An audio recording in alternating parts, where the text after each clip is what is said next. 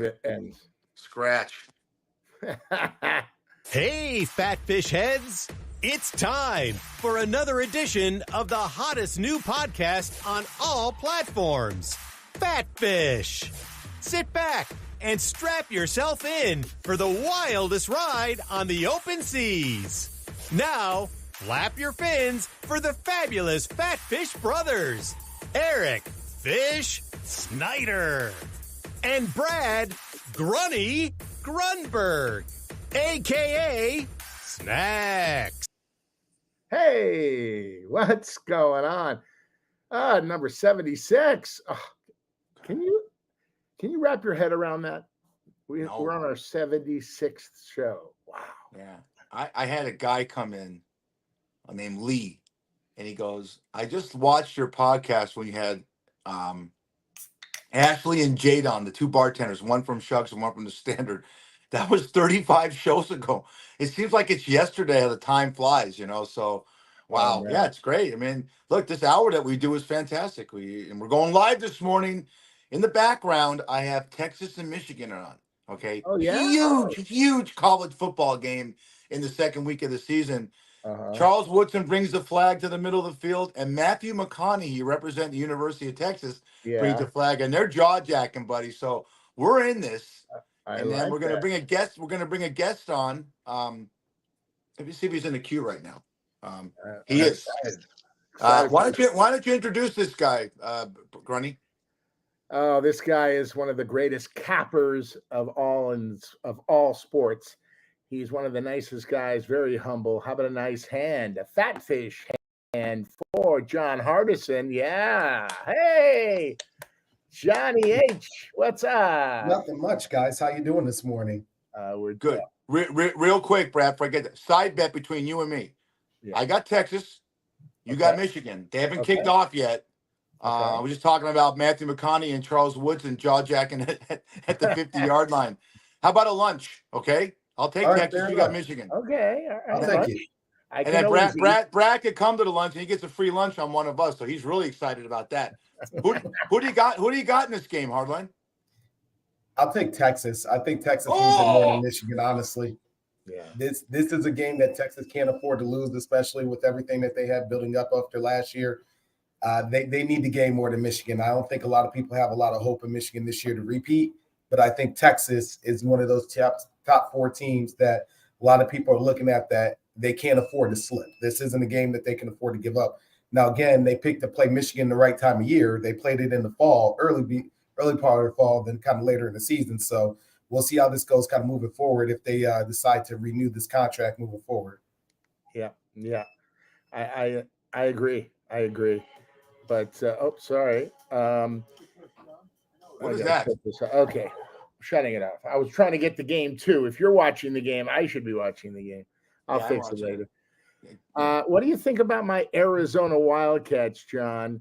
They played so well last week, and 100 points scored. Yeah, I mean, it was a great game. I mean, their wide receiver ended up breaking Arizona records, setting new records, kind of going. It's too early in the season. That's the hard part about the big, where they're at right now, is we're hoping that Arizona does well. It's definitely good for the state that being down here in Arizona. But overall, it's not a big football factory, right? Like it's a good team, but it's not going to run the Big 12. The biggest question in the Big 12 really is Colorado going to rise to the occasion this year? Is Deion really going to be able to take them to that next level? That first game, it kind of felt like a trap game, and it almost fell into that.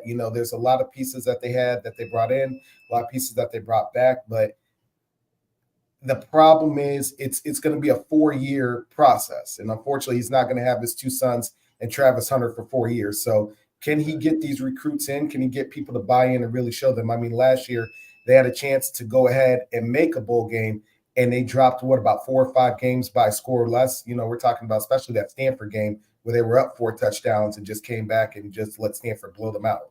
Yeah. It's let me ask you this, John. How long do you wait till the water settles and basically this is how these teams are going to be?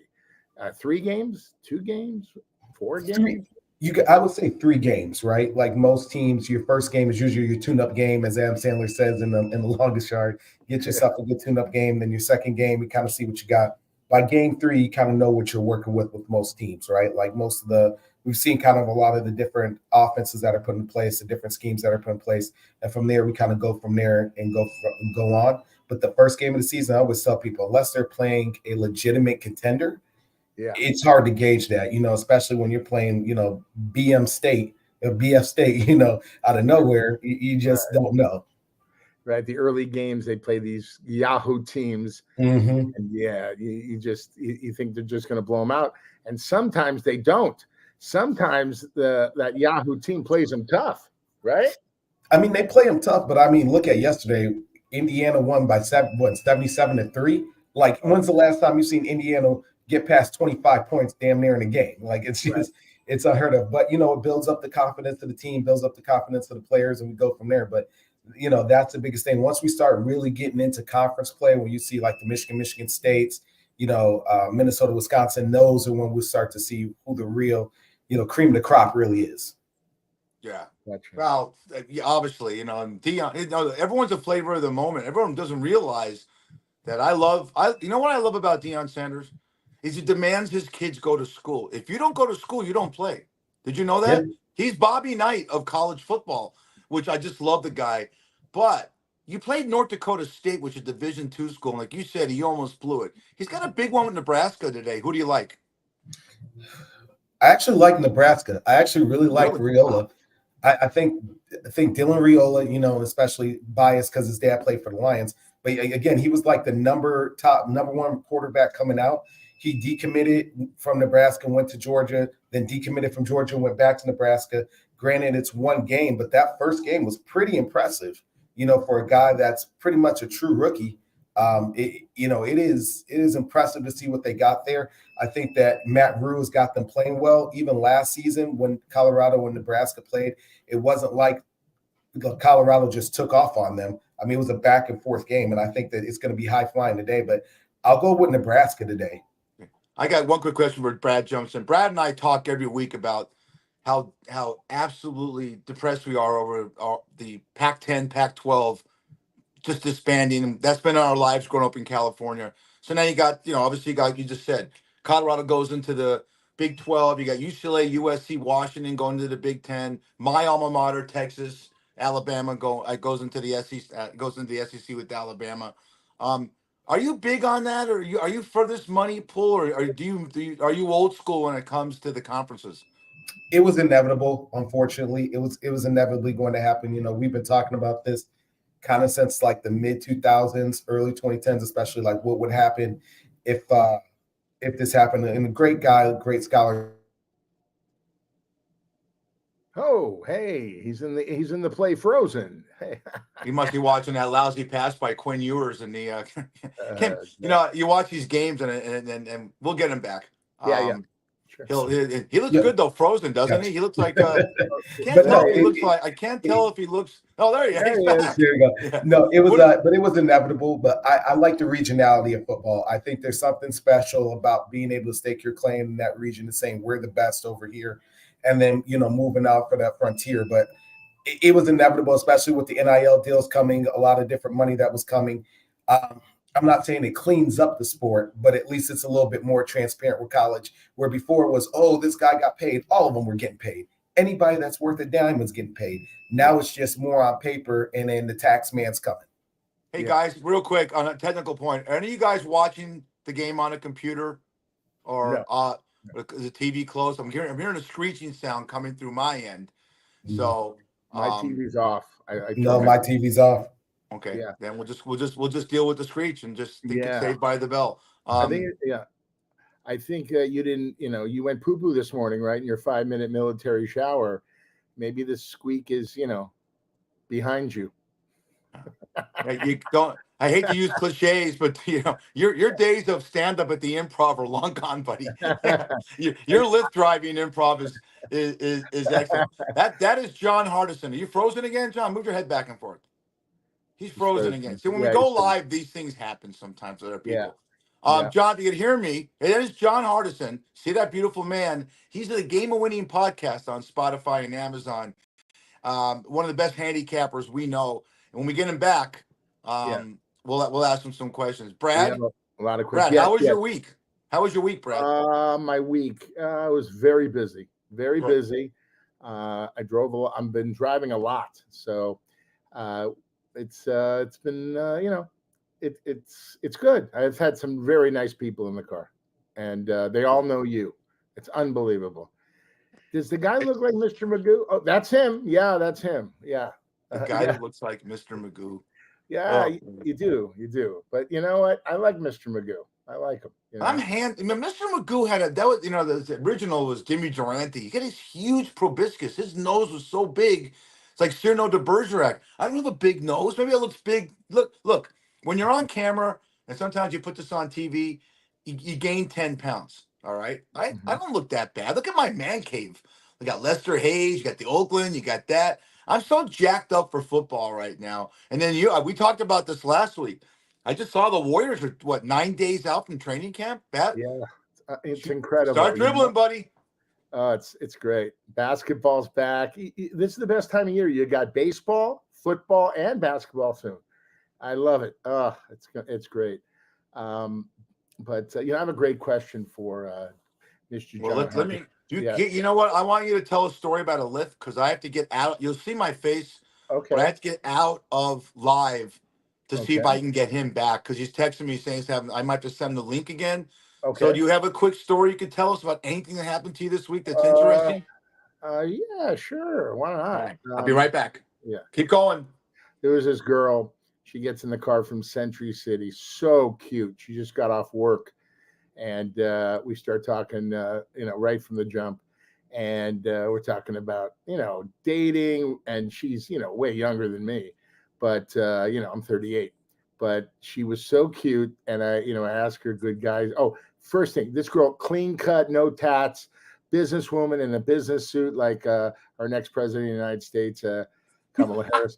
And and she gets in the car. I go, I have to give her the nice guy or bad boy question. And she right away says bad boy. I go, what? And then I ask her about her dad. I goes, your dad a nice guy? She goes, he's okay. Then I knew daddy issues. She goes, tries to find her dad. All these fucking losers. It's so sad, I'm a nice guy. You're a nice guy. It's funny. These women wait till the very end when they're like in their 40s. I want to find a nice guy. Honey, it might be too late. I mean, you should have found him in your 30s, But I asked her why, why? Oh, nice guys are boring, that kind of shit, I don't know about that. Nice guys are boring. The only dynamic I see, I've been out of the game so long, I've been married for so long, is that we talk about this on past podcasts. The being the man, being the dominator of the date is done.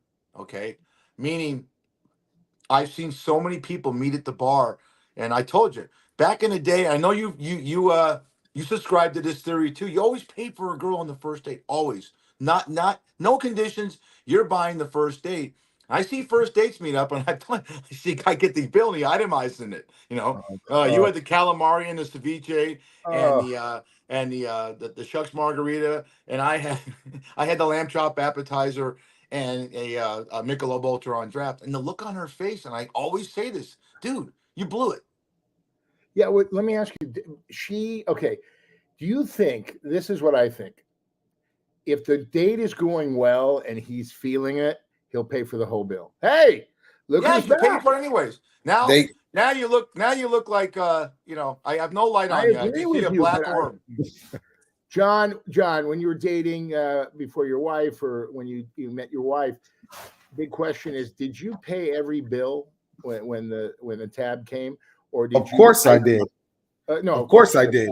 You're a class act. Yeah. That's what I thought. Here's an interesting question for you. Okay. All these Yahoo assholes are on the internet, on the social.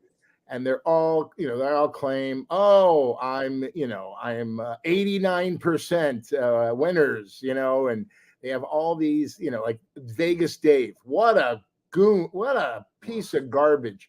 And this Steve Stevens VIPs. Who are these clowns? Are they just con men? I mean, because I don't understand it. You're the real thing.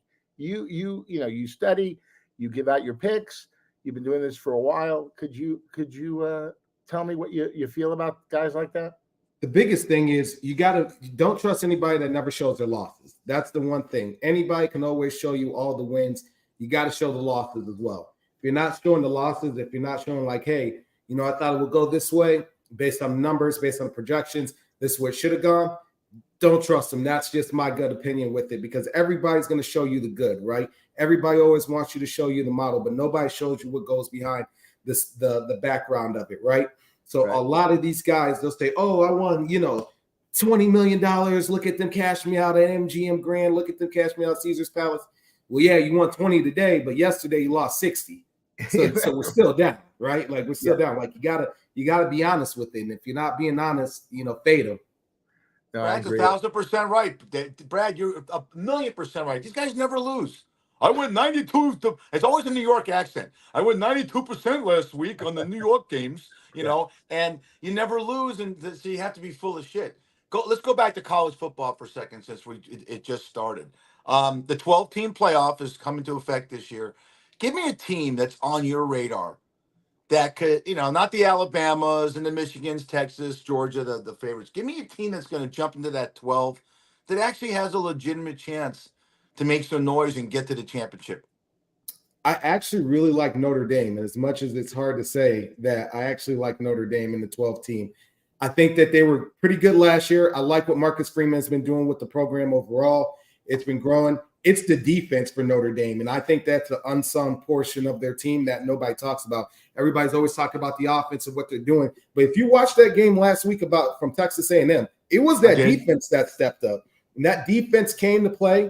They made big plays when it was needed, made key stops when it was there. I think Notre Dame is a sneaky team this year that a lot of people aren't giving a lot of credit to, just because of everything that's happened over the past couple of years. But keep your eye out for them. I think they're a team that can get into that 12-team playoff and make some noise, honestly. I agree. No, I agree.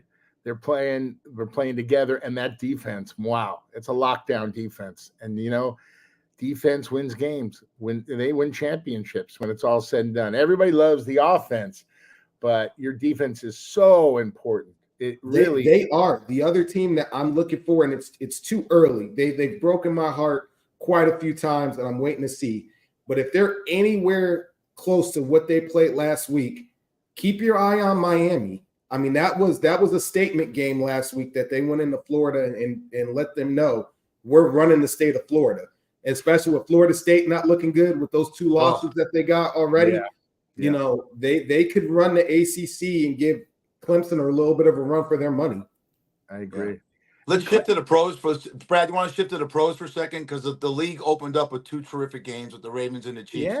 Last night, the Packers and the Eagles. And as of, we're live right now, whatever time it is, 9:30, but it doesn't look too promising for Jordan Love. Got injured with 5 seconds to go in the game, the quarterback of the Packers. And there's some conflicting reports. It's a meniscus, MCL, or ACL. Yeah. Either one of those means at least 6 to 8 weeks of the season. Yeah. I hate that I love this. My favorite sport, Brad, and hard. This is one thing I hate about football. It's so brutal when it comes to. It's a violent sport. It's a violent sport. I mean, look what happened to Aaron Rodgers last year. I mean, let me tell you something. On any given day, these guys, when they cut these ends, right and left end, defensive end, they come around that corner. They want to clean the clock. And, and what's unbelievable was Patrick for KC. He was, they had him all boxed in. He gets out. He's so slippery. Yeah. Right? He's so slippery. And he has that speed that just gets him out, it was, and by the way, Lamar Jackson, what is this guy? He's amazing 1 minute.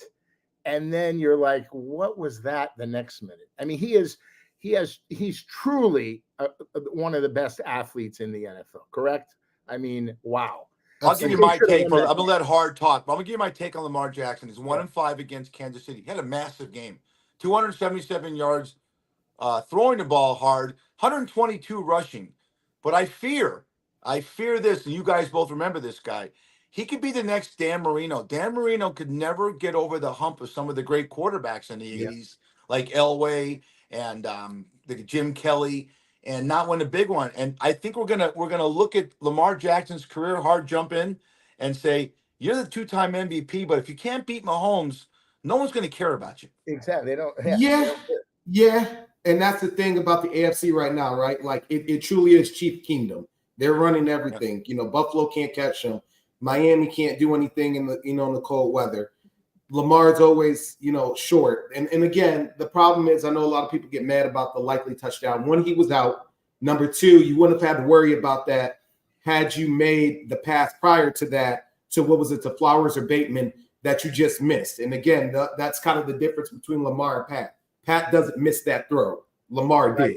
Exactly. And that's the little nuances that make the difference. Of course, Justin Tucker missing a fluke field goal that he never misses. That hurts too. But my biggest concern about the Ravens, as much as I love them, is the offensive line play. I mean, there was a lot of missed assignments on the offensive line. Again, it's the first game of the season. I think that they'll get better. But what I also tell people all the time is, as much as the Chiefs are looking good, one, there's no team that's repeated 3 times in the Super Bowl era. Number two, I think the Ravens probably got the best shot at making the Super Bowl in the AFC. And you're looking at it, and they're going to New Orleans. And the last time I checked, the Baltimore Ravens can't win a Super Bowl if it's not New Orleans. So right now, things are kind of lining up for them. Because last time I checked, when they went down to New Orleans, there was an hour delay of lighting issues that created a great game. But I love Lamar. I think that he's going to get better. I think that we may see him in the running again for MVP, but the offensive line's got to just get better. And also, they got Derrick Henry. He is phenomenal, this guy. He reminds me of like Earl Campbell. You know what I'm saying? I mean, this guy, he comes barreling through. You're not stopping him. You got to go for his legs because he keeps running. He'll run right over you. And they got him, and he's playing well. You know what? Like you said, it's the first game. It'll take a while kind of to gel and come together. But we lost. I mean, Baltimore lost by a toe. A toe, man. Yeah. Right, guys? It's a game of inches. It's a game of inches. So we're going to take 4 games, Brad and I. And Brad and I are in the we're in the last man standing Hard at Chuck's. And we're going to take 4 games in a minute when I ask you after, and we're going to give us the money line on it. We'll take one of your games. Okay. Give me your top 2. Give me your top 3 storylines. I mean, we just had 2 games, but full slate tomorrow. Give me your top 3 storylines you're looking at for the upcoming NFL season. So can the Lions, was it a fluke last year? Can the Lions sustain? That's definitely one of the biggest storylines for me. Again, being from Detroit, great season last year. Loved everything that happened. But it's not about just having 1 year. It's being able to sustain long-term. Can they get it done, right? Can Jared Goff silence a lot more of the haters and get them back to the Super Bowl this year and prove that, the Matthew Stafford trade wasn't just in favor of LA, that he could actually lead this team and get the job done? That was a question for Stafford before he got traded to LA, is he can never win a big game. And, he ended up winning it all. So that's one of my favorite ones. Second one I got is, who's going to run the NFC South? Is this Kirk Cousins finally going to get his first playoff win? Is this going to be a better situation for him overall? Are we going to see that it really was Arthur as the issue as the head coach? Now with Raheem Morris down there, and we'll see a little bit of the difference kind of going that way as well. Is Mike McCarthy going to keep his job? That's my third one. Oh, yeah. A lot of it's going to be, especially tomorrow, they play Cleveland. Cleveland is a good team. I know a lot of people are thinking the Browns of yesteryears, but what they go fish last year, 11-5 with 3-4 different quarterbacks. Yeah. That got Stefanski they said, how could D'Amico Ryans not win Coach of the Year? Stefanski won 4 games of 4 different quarterbacks. Never happened before. Yeah, they went 11-6. And yeah, let's go back to the third thing you talked about. You talked about was it Kirk Cousins? Mm-hmm. I don't know why Tampa Bay is not. I mean, Tampa Bay had a good inning. Baker Mayfield had a Pro Bowl season. They won a playoff game against Philadelphia. Zero respect. Is Kirk Cousins that revered that Tampa Bay's all of a sudden a shit team right now? I don't get it. I don't think that it's a shit team. I think that there's a lot more talent on Atlanta than there is Tampa Bay. I think that last year we looked at a head coach that didn't trust his players, and unfortunately, there were a lot of issues internally in the locker room that caused of this. I mean, look, you had Kyle Pitts, Bijan Robinson. You know, your quarterback wasn't the best. You still got Drake London. You went out and spent first-round draft picks on these guys that you weren't utilizing last year. And even though Bijan, the first 2 games of the season, was tearing it up running, you went away from that. You weren't targeting Kyle Pitts, really. You weren't targeting Drake London. What are you doing? Why would you go out and draft these guys if you're not going to use them, especially in skill positions? So I think now that they've got a competent quarterback with these pieces, I think that they can, end up winning. And again, let's be honest, it's not the best division. Derek Carr still is showing Derek Carr issues down in New Orleans. Bryce Young had an abysmal season last year. And then Tampa Bay is just kind of there. God bless Mike Evans, but I don't know why he wanted to stay. Well, let me jump in. Mike McCarthy. Well, it's an enigma because any coach that wins over 200 games usually makes the Hall of Fame. He's had 1 losing year, 3 straight 12-5 records, and everyone thinks he's a dog shit coach. He's 32 or 33 wins away from hitting the Hall of Fame status, and he has as many wins as Tom. Tom is my favorite coach in the league. So I don't know what the bad rap is because it's tough playing for Jerry Jones. Do you think McCarthy's that bad of a coach? He can't get a job somewhere else?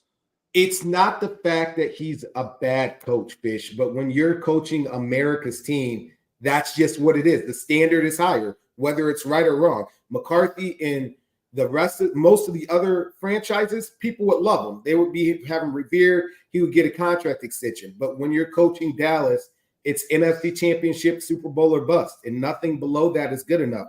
And unfortunately, the game last year against Green Bay didn't help the case when they went into Dallas and beat the dog shit out of them. It doesn't help.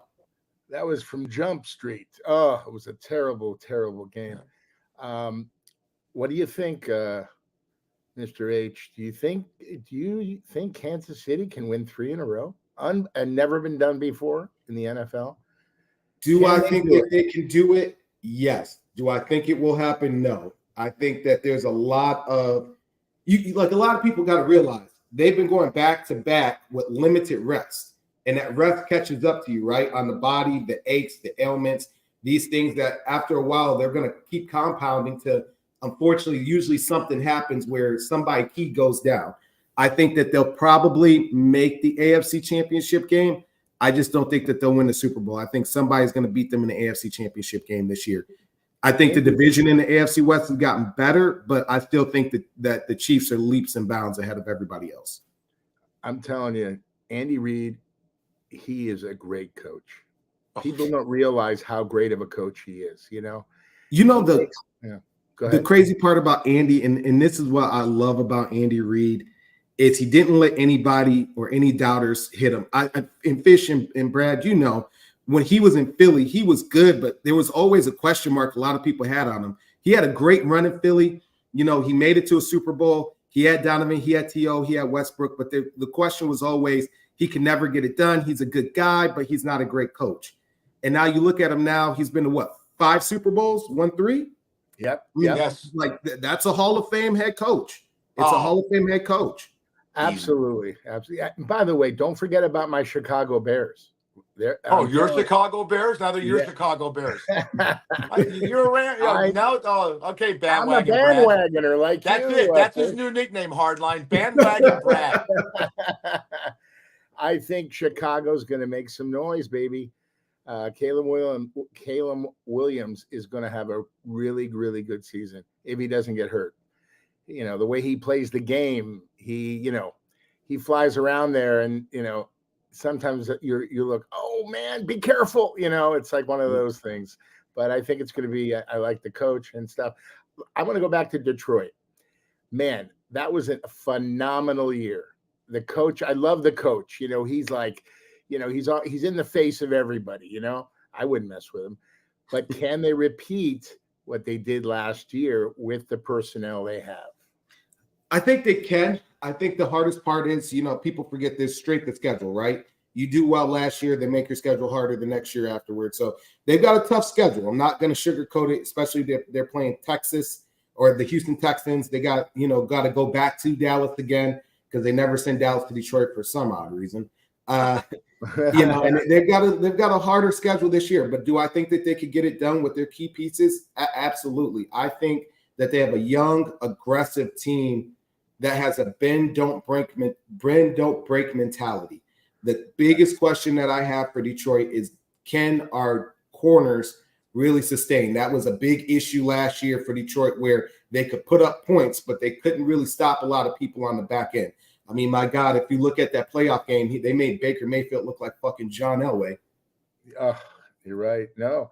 And you know what? It's Detroit, baby. Blue collar. You know what I'm saying? Get down and dirty, And Jared Goff, I love how, he was like reborn when he went to Detroit, right? Everybody wrote the guy off. And then look what he did last year. It was fantastic. I think we're going to have some of the greatest football we've had in many years. I really do. I love how we went to Brazil. We're going other places.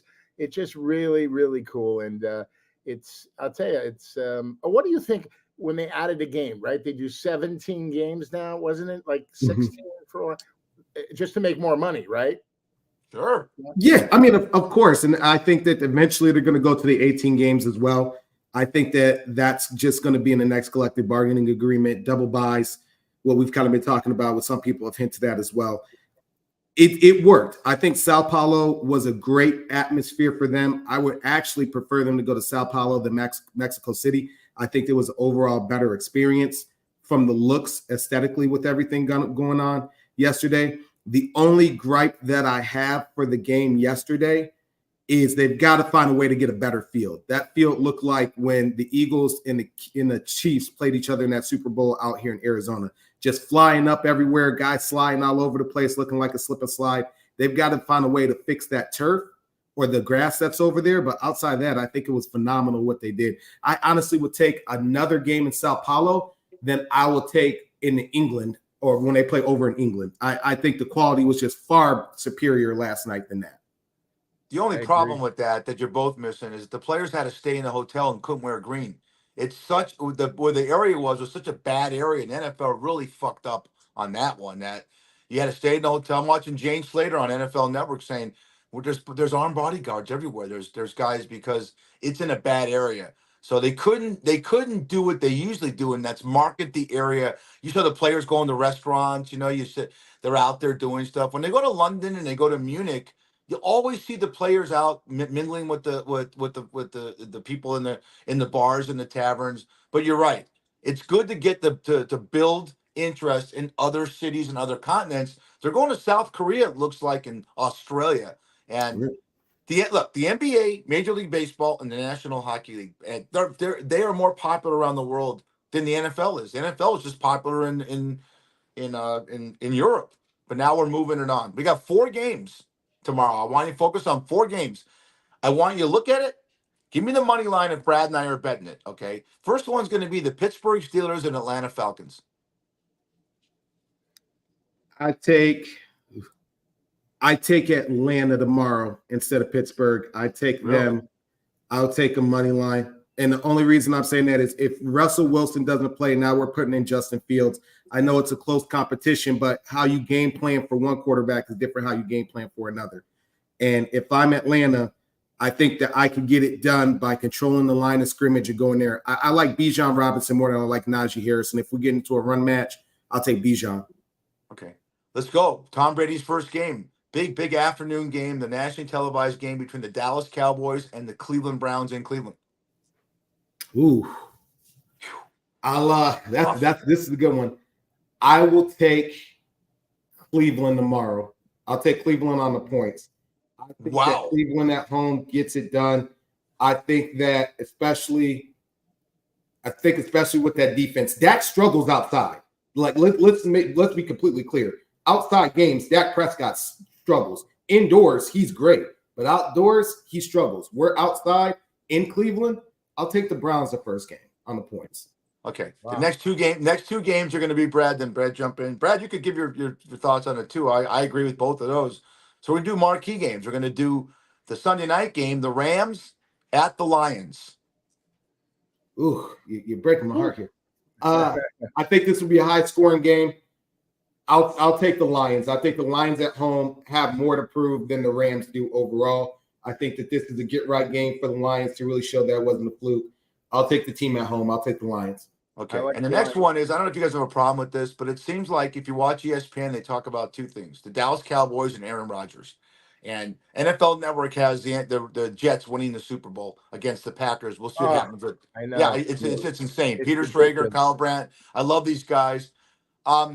Monday night, the New York Jets going to San Francisco, and a lot of people are picking the Jets. I'm going to go first. I'm not. What about you, Hardline? No, I'm picking the 49ers. I'm picking the Niners. I think, that stadium, if anybody's ever been to Levi Stadium, it's loud. It's not quiet. It's very loud, very hard to hear. But again, San Francisco has a hellacious defense, and I think they're going to get after them. As much as everybody keeps telling me about how great the Jets can be, I just haven't seen it yet. And I know everybody keeps talking about how great Aaron Rodgers is. But let's also be honest. Aaron Rodgers, is he 40 yet? Or he's knocking off 40 pretty soon. Yeah. Like he's not a young guy. This isn't 28-year-old Aaron Rodgers in Green Bay. And he's coming off an Achilles tear. Granted, he tore it at the beginning of the year. But, as you know, when you're older, those aches and pains, they don't go away as quick. Nope. Yep. And he hasn't played for a year. And practice is practice, but game time is totally different, right? Things happen in the game that don't happen in practice. I think he's a bust. I think he's a bust. No. Aaron Rodgers years back, maybe, but now he's old. He just got hurt, and they're going to try to pop him again, right, John? They're going to try. Oh, absolutely. Yeah. Oh, absolutely. Somebody's got to take on Bosa, and then somebody's got to take on the other edge. Somebody's got to take on Greenlaw. What they're getting back, there's a lot more. Great. I love Garrett Wilson, but Fish, let me even ask you this: who outside of do you trust Breece Hall to go through that 49ers defense? No, I don't trust. I don't trust Mike Williams coming off the wideout, and their offensive line has had problems. It's two ACL guys. The Niners have been just disrespected, and everyone loved. Now the Jets' schedule really favors them after this game. I can see them going 4-1.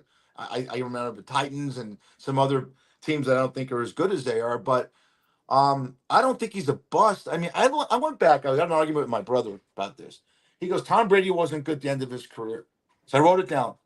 Okay. After 2020 Super Bowl, he threw for 4,613 yards and 32 touchdowns. All right, 21. 22. 5,500 yards and 45 touchdowns. That's at the age of 44. And then 22 is last year. Okay, he threw for 4,128 yards, 29 touchdowns, and 7 picks. He led the league in passing. So why would Rodgers be a bust, Brad, if he's come off an injury? But I still think Rodgers has got something in the tank if he's healthy. Don't you, Brad? What do you guys think? I just think he does. I don't think so. I think his days are over. Days are not over. Okay. And this is the last year. He you know how much money he's making? So? A lot.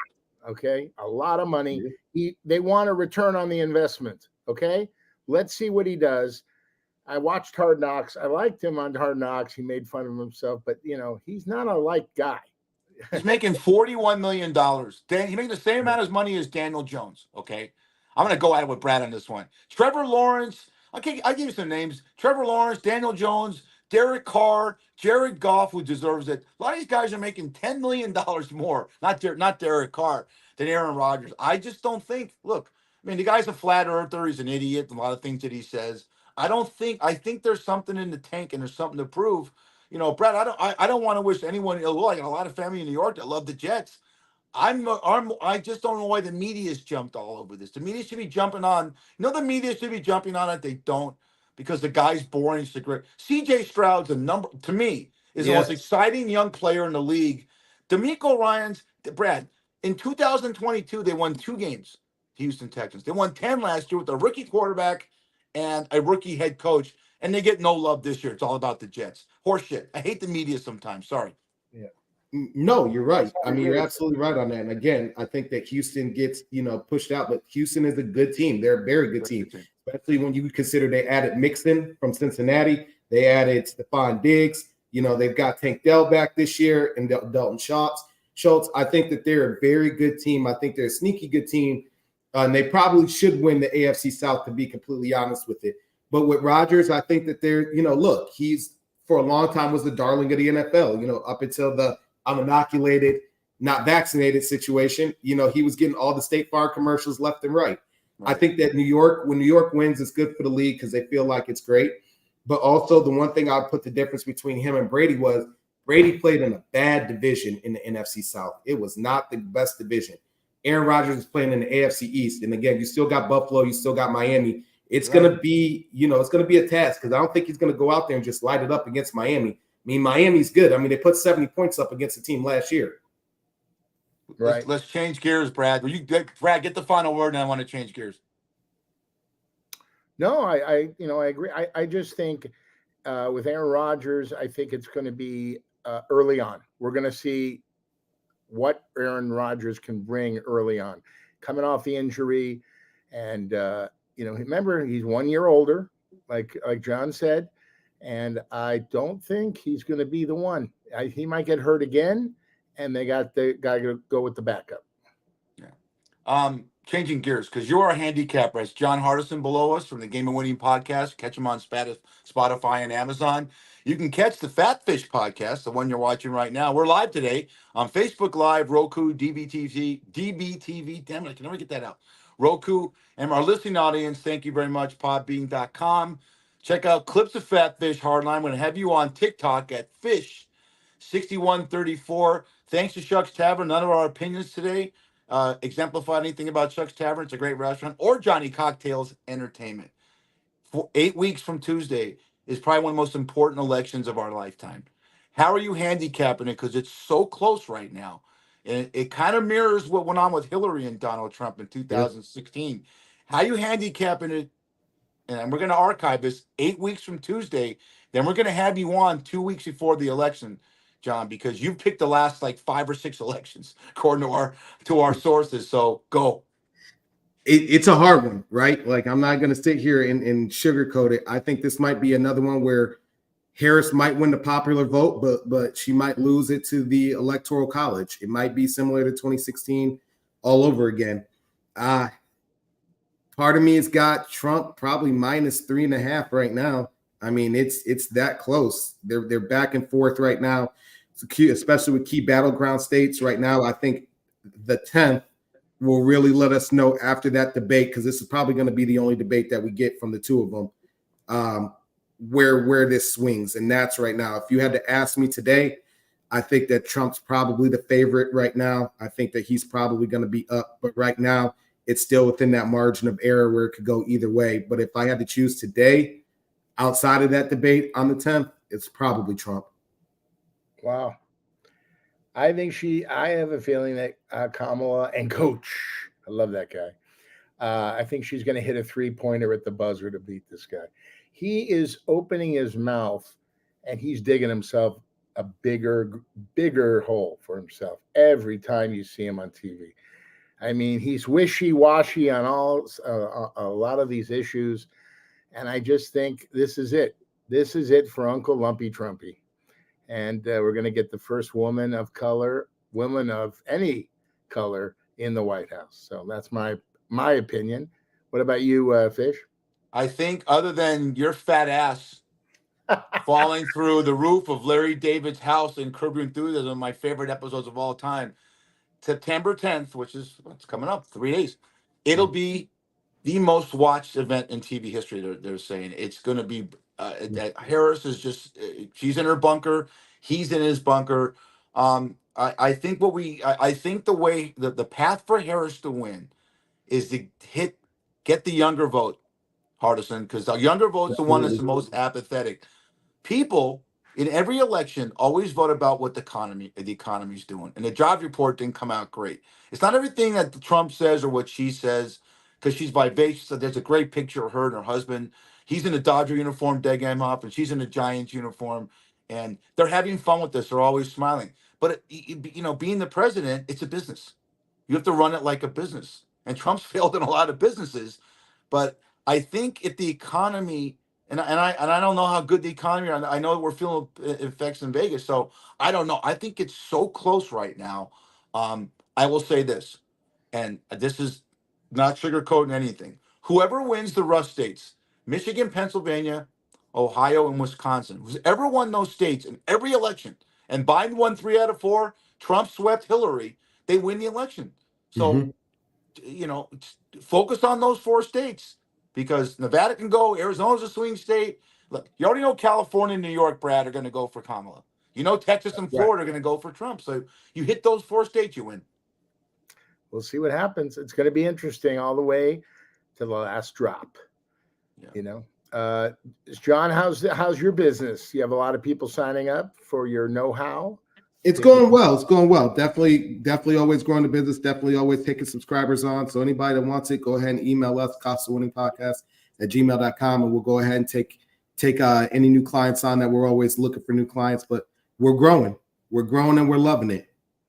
This is the best time of year. I tell anybody, this is the best time of year in sports because you get everything. You get football, you get basketball, you get hockey coming back. I was just telling them and then especially with baseball, you got the World Series coming up. Best time of year. Yeah, can you repeat that? How people get a hold of you again? Yeah, absolutely. So costawinningpod@gmail.com. And then you can also find us on X, which used to be Twitter, and Facebook or Instagram as well. Beautiful. I love when John. I've done podcasts with John Hardison before, and he's always hit about 68 to 70% in the NFL. But when he gives you one on the podcast, I'm going to have him give us his best bet in 30 seconds, and he starts losing. I get the text. Can you fucking believe Illinois is down 21-0? And I picked him to win by 3 touchdowns. He's one of these guys that's not that Dave guy you talked about, Brad. He takes the losses and he'll tell you he lost, but he's brilliant. So give me your best bet this weekend for the NFL. Your best bet that's the stone cold hardline lock. I'll take, because I know Brad's going to be mad. I'll take Titans plus 3.5. I just think that as much as we love Caleb Williams, being in game time situations when it's real, it's different. And I think a lot of people are underestimating Tennessee. I think it's not the old school Mike Vrabel. They're opening it up. I watched them in preseason, and they're letting Will Levis let it fly. So, that's the biggest thing. I think that they got it going. All right. You all right. I think what bet are we going to lay down tomorrow? Fish? I'll bet that. I'm going to go with what he said. I'm going to I'll run over to when I get off work, I'll run over to the Santa Fe and put a little gelt on the Titans against the Bears. And then, I'll either curse him and say, what the hell's wrong with you? Don't go to this fucking guy's podcast. He's a moron. Yeah. I will never do that. But we want to get you on more a lot, John. Sorry, I lose my lighting. Damn it.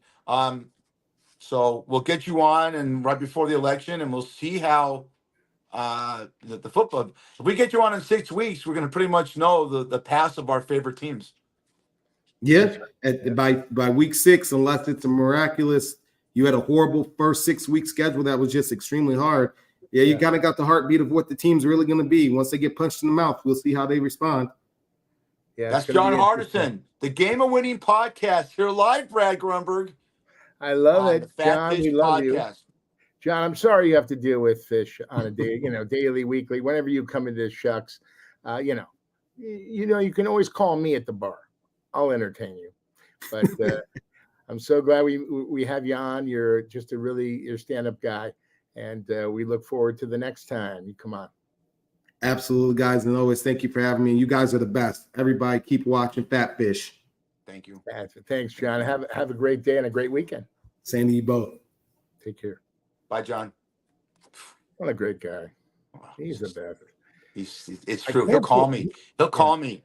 What was it one year he gave me? I forget. It was a Jacksonville. Oh, I know what it was. The Chargers in Jacksonville in the playoffs a couple years ago. And Jacksonville's down 27-0 at halftime. Right. And he went all over the podcast saying, "Oh my God, it's a lock, Jacksonville, lock." They came back and won the game. What did I hear it? And he he takes it personal, which I like. He's he's a passionate guy. Yeah. And, hey, we got 10 minutes to go. I'm gonna set you up. Every week we're doing our favorite grandparent story. You want me to go first, so you can think about something? Yeah, why don't you go first this time? Yeah. Okay, I'm gonna do. I did Grandpa Izzy. I'm gonna do Grandma Frida. I told you about the house they had on 6th Street. I might have touched on this, but to me it still cracks me up. So you walk in this beautiful living room, then it went into this beautiful hardwood floored a family room, the kitchen, a long hallway that goes down to the bedrooms. You could not, when you walked into the living room, it was huge. They had 4 couches, 2 chairs, 1 recliner, all had slip covers. Slip covers are plastic covers. No human could sit in these even they couldn't sit on them, and they lived there. But all the dogs and the cats could. I can't get it out without laughing. It's like I remember I used to call my great grandmother Frida. I go, "What are you, Dr. Doolittle?" What's that? Because the love of the animals. And I think about that because your love of Annie and the great things you put on Annie. You would have loved this because Annie would have had free reign of that living room. No human could sit on anything that had a slipcover. It was crazy. That's funny. Well, I used to pick up my grandma and take her wherever she needed to go. Hair, she needed to go to the doctor, she needed to go to the market. Well, this one time I was late. So I have a key to her apartment. I go in, she's gone. Oh no. So I knew where she was. She was at Fedco, which is now a Target on La Cienega and I think Jefferson. I run into Fedco and there she is in the produce section. And she looked at me and gave me the dirtiest. She gave me a Will Smith, what's her name? Jada Pinkett Smith look. She gave me that side eye, like, where the fuck were you? I go, Nanny, I told you this time. And she goes, go away, fat, go away. I go, no, Nanny, I'm gonna shadow you. And it ended up we were cool. But if I don't arrive on the minute that I say I'm going to be there, my grandma let me have it. I felt bad. But then we went to Andre's Spaghetti and everything. There you go. That's your go-to. Did you ever, for your acting, just for your preparations of an actor? Because my grandmother too, that the Donos Demure woman, she brought the produce section up. Did you ever watch Nanny Klein in the produce section pick up every nectarine and grab it? Yeah. They almost had they're almost like they worked in a packing plant for fruit. they could figure out which nectarines, which oranges, which plums were the most ripe. And if they had a gripe with one of them, they didn't have any qualms going to the produce manager and saying, these aren't ripe. Why can you? How are you putting these bananas out? Look how green they are. Oh yeah, my grandma spent so there were on Fairfax. It's all changed now, but there's a Diamond Bakery, and then right next door there was a produce store, and my grandma would go in there and spend 45 minutes to an hour. She'd look at every apple, every peach, every plum. I go, Nanny, that's why I sat in the car. I go, Nanny, can we get going here? No, you don't take the ones right off the top. I go, okay. It's amazing. But let me tell you, what I would give for my grandma, I think this is a movie, to come back for one weekend. Both our grandmas to come back for one weekend, then they go back to heaven. Oh my goodness. We would have so many laughs, and it would be something that would be a great script. That segues. That'd be a great script for you because you're so in love, and it's endearing to me. I love it. That's why I said, Tales of your grand. I got a lot more because I was close to my grandparents. Before we get out of here, I want to. It's a good segue. I've asked 30 people in my lift.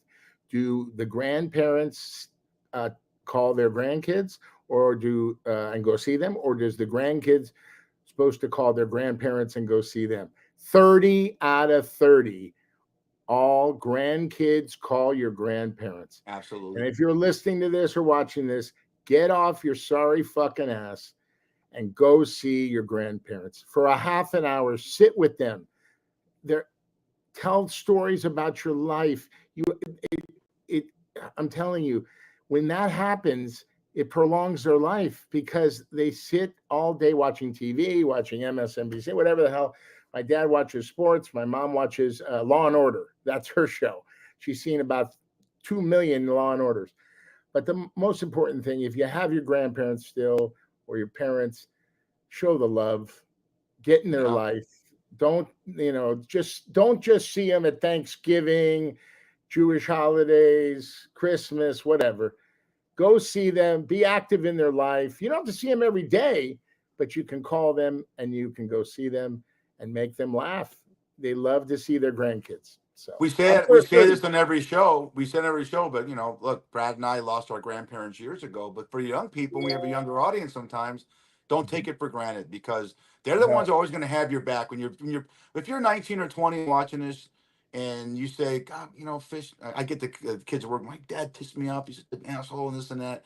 And I go call your grandma's. Oh yeah, my grandparents are great. Perfect. Go to them, because they're always going to have your back. And they'll take your side against their own kids. Trust me. Of course. Yeah. Let's get out of here, buddy. 76 in the books. It's so good seeing you, man. Wait, I got one thing for you. I love thing. One thing. I know we're going to get that. Well, hang on. Get cut off, man. I'm not going to get cut off. I won't get cut off. I extended it a little bit. I'm lucky. Oh, you did? Because it's worth it. Keith, the scoreboard is Keith Berman 8, Chemo 0. He says, tell Brad I'm kicking the ass of Chemo. Oh, thank God. Oh, Keith, I can't wait to meet you. Keith Berman, fighting cancer. He's going to win, baby. He's going to win. Just win, baby, as in Rocky. You are Rocky. Keith Just Berman, win, baby. The Raiders tomorrow. Keith Berman, Nick Pasquale Foundation, Molly's Challenge, the golf tournament's October 11th. Stop bullying. We're out of here. Give me the cackle. You've been listening to the Fat Fish Podcast, heard on all your favorite platforms. Until next time. Love that. Love you. Later.